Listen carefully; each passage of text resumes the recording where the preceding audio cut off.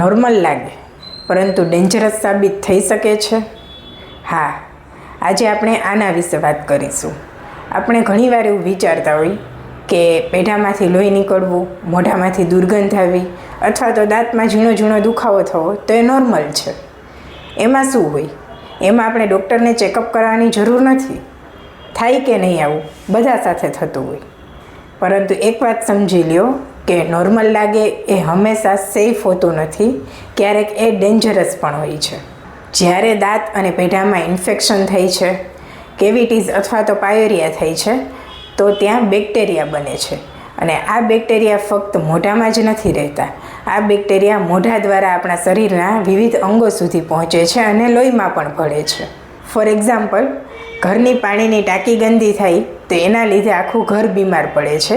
તો તેવી જ રીતે મોઢામાં જો કોઈ પણ દાંતનો સડો હોય અથવા તો પેઢામાં ઇન્ફેક્શન હોય તો આખા શરીર પર તેની અસર થઈ છે, ખાસ કરીને હૃદય પર. એટલે જ તો ડૉક્ટર કહે છે કે ગમ ડિસીઝવાળા લોકોને હૃદયની તકલીફ વધારે જોવા મળે છે.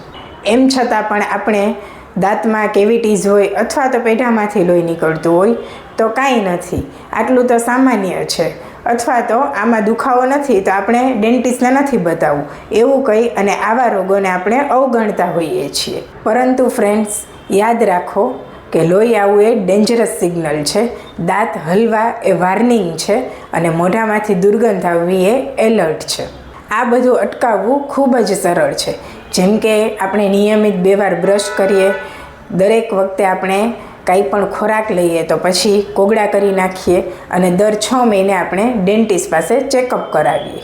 આ ખર્ચ નથી ગાઈસ, આ તમારા જીવનની સુરક્ષા છે.